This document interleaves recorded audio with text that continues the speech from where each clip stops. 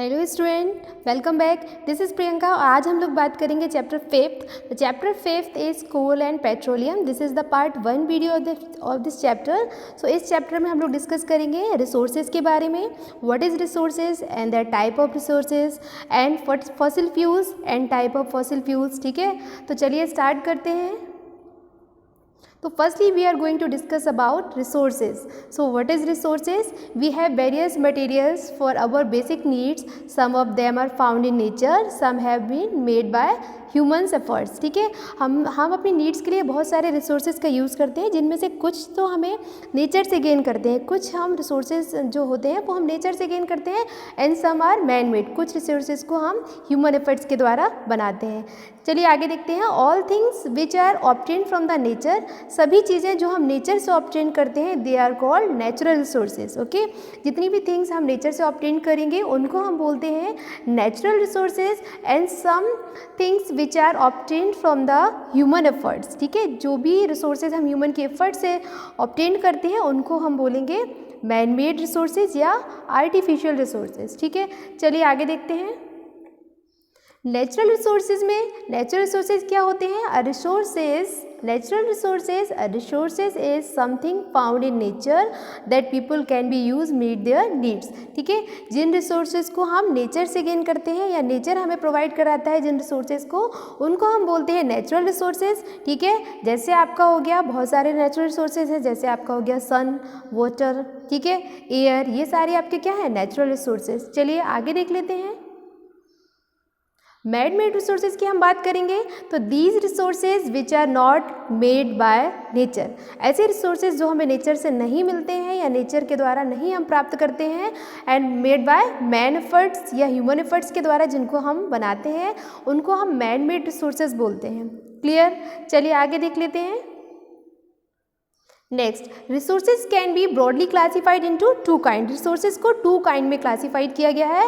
The first kind is inexhaustible resources and second is exhaustible resources. So firstly we are going to discuss about inexhaustible resources. तो inexhaustible resources होते क्या हैं? These resources are present in unlimited quantity in nature. ये resources हमारे nature में unlimited quantity में present है, यानी इनकी अनलिमिटेड क्वांटिटी बहुत ज़्यादा मात्रा में प्रेजेंट है। इनको हम कितना भी यूज़ करें ये आपके एग्जॉस्टेड नहीं होंगे। मैन इनको कितना भी ह्यूमंस के द्वारा यूज़ किया जाए लेकिन इनको हम एग्जॉस्ट नहीं कर सकते हैं, लाइक सनलाइट, एयर। ओके, अब हम बात करेंगे एग्जॉस्टेबल रिसोर्सेज क्या होते हैं। The amount of these resources in nature is limited. Nature में इन रिसोर्सेज का अमाउंट लिमिटेड है, यानी इनको अगर हम बहुत ज़्यादा मात्रा में यूज़ करेंगे, अननेसेसरी यूज़ करेंगे, तो एक समय ऐसा आएगा जब ये रिसोर्सेज एग्जॉस्ट हो जाएंगे। ठीक है, खत्म हो जाएंगे। तो the amount of these resources in nature limited, they can be exhausted by human activities. Okay, humans के द्वारा जब इन रिसोर्सेज को अनलिमिटेड अमाउंट में यूज़ किया जाएगा तो एक समय ऐसा आएगा जब ये रिसोर्सेज हमारे खत्म हो जाएंगे। एग्जाम्पल की हम बात करेंगे तो for example is forest, wildlife, minerals, coal, petroleum and natural gases. ये जो हमारा coal, minerals, petroleum and natural gases, these all are the fossil fuels. Minerals, coal, petroleum and natural gases, ये सारे हमारे क्या है? फॉसिल फ्यूल्स हैं। ठीक है, चलिए आगे देख लेते हैं। Next, on the basis of exhaustibility के बेसिस पर रिसोर्सेज को टू क्लास में क्लासीफाइड किया है, रिन्यूएबल एंड नॉन रिन्यूएबल। तो रिन्यूएबल रिसोर्सेज क्या होते हैं? रिन्यूएबल रिसोर्सेज वो होते हैं, the renewable resources are those resources which can be available in unlimited amount. ठीक है, renewable resources which are available in unlimited amount. जो रिसोर्सेज अनलिमिटेड अमाउंट में प्रेजेंट है उनको हम बोलेंगे रिन्यूएबल रिसोर्सेज, यानी या फिर हम इन अदर वर्ड्स जिनको हम रिन्यू कर सकते हैं वो होंगे हमारे रिन्यूएबल रिसोर्सेज। नॉन रिन्यूएबल की बात करेंगे तो non renewable resources are those resources which are available only in limited quantity. जो लिमिटेड क्वांटिटी में है जिनको हम रिन्यू नहीं कर सकते हैं। अगर अदर वर्ड्स में हम बोलेंगे, इन अदर वर्ड्स जिन रिसोर्सेज को हम रिन्यू नहीं कर सकते। नॉन रिन्यूएबल दैट मीन्स जिनको हम रिन्यू नहीं कर सकते हैं, ठीक है, तो वो हो जाएंगे हमारे नॉन रिन्यूएबल। और रिन्यूएबल को जिनको हम रिन्यू कर सकते हैं, या फिर हम बोल सकते हैं जो अनलिमिटेड अमाउंट में है।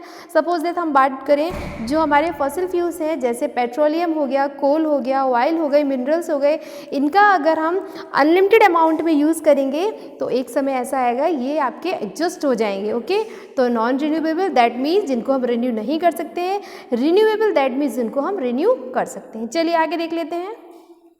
अब next topic is fossil fuels. Fossil fuels क्या होते हैं? The most of the energy we use comes from fossil fuels, ठीक है। जो एनर्जी हमें किससे मिलती है? Most of the energy we use come from fossil fuels, ठीक है। बहुत सारी जो एनर्जी का जिसका फ्यूल्स के फॉर्म में हम यूज़ करते हैं वो हमें मिलती कहाँ से? फॉसिल फ्यूल से। फॉसिल फ्यूल्स होते क्या हैं? देखिए, मिलियंस ऑफ ईयर तक जो प्लांट एंड एनिमल्स बरीड हो जाते हैं तो उनके ऊपर क्या सॉइल की लेयर आ जाती है, तो धीमे धीमे वो कंप्रेस होकर जो आपकी सॉइल के बहुत नीचे चले जाते हैं। वहाँ पर हाई टेम्परेचर और हाई प्रेशर की वजह से धीमे धीमे वो किस में कन्वर्ट हो जाते हैं? फॉसिल फ्यूल्स में, ठीक है। जो भी आपके एनिमल्स हैं, प्लांट हैं, जब उनकी डेथ हो जाती है या अनफॉर्चुनेटली वो जो प्लांट एंड एनिमल हैं वो बरीड हो गए या दब गए, ठीक है, सॉइल के अंदर, तो धीमे धीमे करके वो मिलियंस ऑफ ईयर में वो क्या जो आपकी अर्थ सरफेस के बहुत बॉटम में चले जाते हैं। तो वहाँ पर क्या होगा? हाई प्रेशर होगा और टेम्परेचर भी पृथ्वी के बहुत नीचे कैसा है? बहुत हाई है। तो हाई प्रेशर और हाई टेम्परेचर के कारण ये कन्वर्ट हो जाते हैं फॉसिल फ्यूल्स पर, लेकिन इस प्रोसेस में बिलियंस ऑफ ईयर का टाइम लगता है, ठीक है। डेफिनेशन देख लेते हैं। द नॉन रिन्यूएबल एनर्जी, ठीक है, जो आपके फॉसिल फ्यूल्स हैं, प्रीवियसली भी मैंने बताया आपको, ये कैसे हैं? नॉन रिन्यूएबल रिसोर्सेज है, यानी इनको रिन्यू नहीं कर सकते हैं।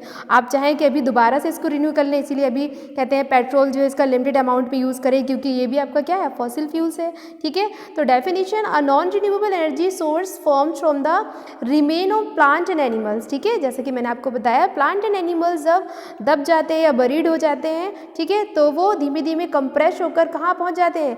अर्थ के बॉटम में, यानी पृथ्वी के बहुत अंदर पहुँच जाएंगे। वहाँ पर हाई टेम्परेचर होगा और हाई प्रेशर के कारण ये धीमे धीमे कन्वर्ट हो जाते हैं फॉसिल फ्यूल्स में, ठीक है। एग्जाम्पल की हम बात करें, some fossil fuels are there, petroleum, coal and natural gases. Okay, so these are the example of fossil fuels. Next, अब हम बात करेंगे, सबसे अभी हमने एग्जाम्पल्स पढ़े फॉसिल फ्यूल के, coal, petroleum and natural gases. So firstly we are going to discuss about coal, ठीक है। कोल क्या है? तो जैसा कि हम लोगों को पता है, we all know that coal is a fossil fuel, ठीक है। तो coal is a hard and stone, black in colour. Coal किस कलर का होता है? ब्लैक कलर का होता है। Is one of the fossil fuel used cook food. इस फॉसिल फ्यूल का यूज़ खाना को पकाने में यानी कुक फूड में करते हैं, या फ्यूल्स के रूप में इसका यूज़ करेंगे for making food. Earlier it was use in railway, railway engines, पहले समय में रेलवे इंजन्स के रूप में, रेलवे इंजन को चलाने के लिए भी किसका यूज़ करते थे? कोल का। लेकिन आज के समय में एडवांस टेक्नोलॉजी आ गई है, इसलिए इलेक्ट्रिकल ट्रेन्स भी हो गई हैं। तो पहले के समय में ट्रेन को चलाने के लिए भी कोल का यूज़ करते थे to produce steam run the engine. Okay, next, it is also used in thermal power plant. इसका यूज़ थर्मल पावर प्लांट में भी किया जाता है, किसके लिए? To produce electricity. इलेक्ट्रिसिटी को प्रोड्यूस करने के लिए थर्मल पावर में भी इसका यूज़ किया जाता है, किसका? कोल का। ओके, नेक्स्ट देख लेते हैं, coal is also used in fuel various industries. बहुत सारी इंडस्ट्रीज़ में कोल का यूज़ एज अ फ्यूल किया जाता है। चलिए आगे देख लेते हैं। Okay, as coal contain mainly carbon, ठीक है, and slow process of conversion of dead vegetation and coal is a carbonization. देखिए, जो आपके डेड वेजिटेशन से मतलब जो प्लांट और एनिमल जब डेड हो जाते हैं, जैसे कि मैंने प्रीवियसली बताया, वो कंप्रेस होते हैं, फिर पृथ्वी के जो आपका अर्थ है उसके काफ़ी बॉटम में जाएंगे, तो वहाँ पर क्या हाई टेम्परेचर और हाई प्रेशर के कारण ये कन्वर्ट हो जाते हैं किसमें? कोल में। तो इस प्रोसेस को बोलते हैं carbonisation. Okay, since it was formed from the remains of vegetations, coal is also called a fossil fuels। क्योंकि ये वेजिटेशन के रिमेन्स, यानी रिमेन्स, वेजिटेशन के रिमेन्स होने के बाद इनका फॉर्मेशन होता है, इसीलिए इनको हम बोलते हैं फॉसिल फ्यूल्स, ठीक है।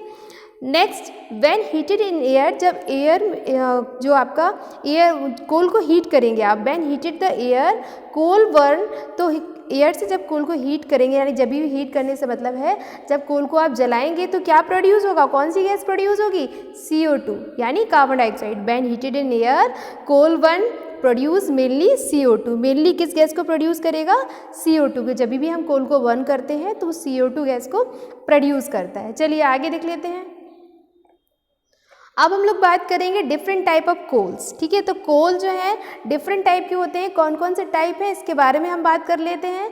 तो सबसे पहले हमारा है पीट, लिग्नाइट, ठीक है, बिटुमिनस एंड एंथ्रासाइड। ठीक है, तो देख लेते हैं इनके बारे में। स्टेजेस ऑफ कोल फॉर्मेशन, देखो फर्स्ट स्टेज में जब कोल का फॉर्मेशन होता है, जैसे कि मैंने बताया अभी कंप्रेस होने के बाद वेजिटेशन के कोल का फॉर्मेशन होता है, तो सबसे पहले हमें जो कोल मिलेगा उसके बारे में देख लेंगे। तो सबसे पहले फर्स्ट स्टेज में हम गेन करेंगे पीट को। कौन सा कोल गेन करेंगे? पीट। ओके, पीट decay of vegetation material. Vegetation material के डिके होने के बाद सबसे पहले जो कोल, कौन सा कोल बनता है? पीट। सेकेंड स्टेज में बनेगा लिग्नाइट। ठीक है, कंप्रेस्ड पीट, पीट के कंप्रेस्ड होने के बाद फॉर्मेशन होगा लिग्नाइट का। एंड थर्ड स्टेज में हमारा बनेगा बिटुमिनस कोल।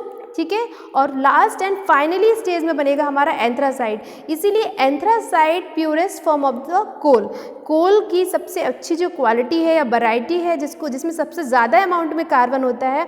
अच्छा, कोल के जो 4 टाइप्स हम पढ़ रहे हैं, इसमें अमाउंट के बेसिस पर हमने इनको क्लासीफाइड किया। जो पीट होता है इसमें लेस अमाउंट में कार्बन होगा, लिग्नाइट में कंपैरिजन ऑफ पीट थोड़ा ज़्यादा अमाउंट में कार्बन होगा, बिटुमिनस में लिग्नाइट के कंपैरिजन में थोड़ा ज़्यादा होगा, और एंथ्रासाइड की बात करें तो एंथ्रासाइड में सबसे हाई अमाउंट में प्रेजेंट होता है कार्बन, यानी ये आपका purest form of the coal इसको हम बोल सकते हैं। चलिए आगे देख लेते हैं।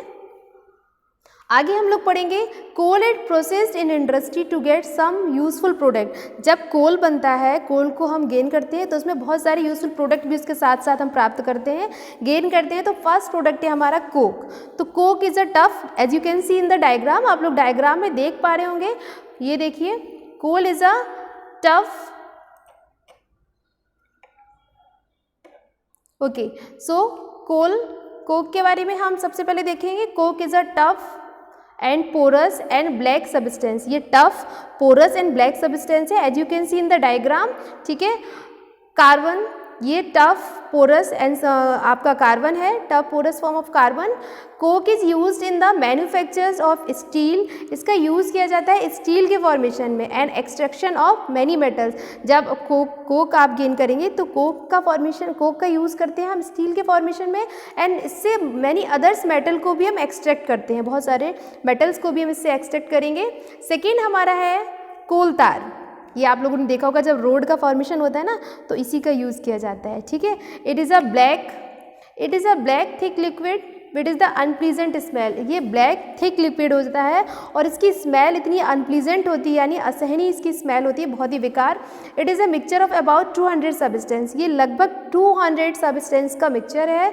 आगे देखते हैं, products obtain from the coal tar are synthetic dye. इससे सिंथेटिक डाई भी बनाई जा सकती है, ड्रग्स, ठीक है, explosive, perfumes, roofing materials, paint etcetera, ये सारी चीज़ें कोल तार से ऑब्टेन की जा सकती हैं। और आपका जैसे नेफ्थलीन बॉल है, naphthalene ball use to repel. Naphthalene ball का यूज़ करते हैं, आपने देखा होगा जब हम लोग किसी भी मतलब क्लॉथ्स को पैक करके रखते हैं तो उसमें कुछ नेफ्थलीन बॉल्स को साथ में डाल देते हैं। इनका यूज़ क्या होता है, नेफ्थलीन बॉल्स जो हैं, जो आपके कपड़े हैं उनमें किसी भी प्रकार के मूथ्स को ग्रो नहीं होने देती हैं। ठीक है, repel moth and other insect also obtain from the coal tar. Okay, चलिए आगे देखते हैं। Last product is coal gas. ठीक है, last product is, first product था हमारा कोल तार, फर्स्ट प्रोडक्ट था हमारा कोल गैस, कोल तार। ठीक है, अब हमारा यहाँ पर ये प्रोडक्ट जो है हम लोगों ने डिस्कस कर लिया कोक एंड कोल तार। अब हम लोग डिस्कस करेंगे coal gas. So coal gas is obtain from the during the processing of coal. जब कोल को गेन करते हैं तो कोल गैस आपका प्रोड्यूस होता है। तो coal gas is obtain during the processing of coal to get coke. जब कोक से हम कोल को गेन करते हैं तो उस प्रोसेस में कोल गैस जो है वो रिलीज होती है। ठीक है, as you can see in the diagram में देख पा रहे होगे आप। It is use as fuel many industries. इसका use as a fuel many industries, बहुत सारी इंडस्ट्रीज में कोल गैस का यूज़ एज अ फ्यूल किया जाता है situated near the coal processing plant. Okay, तो आपको जो आपका कोल प्रोसेसिंग प्लांट होता है वहाँ पर जब आप कोल का फॉर्मेशन करेंगे किससे, कोक से, तो उस समय उसको जब बर्न करेंगे तो कोल गैस रिलीज होगा। तो आज की वीडियो में इतना ही। Bye bye, thank you, have a nice day. और नेक्स्ट वीडियो में हम लोग डिस्कस करेंगे, यानी पार्ट 2 में हम लोग डिस्कस करेंगे fossil fuels, petroleum and natural gases. Thank you.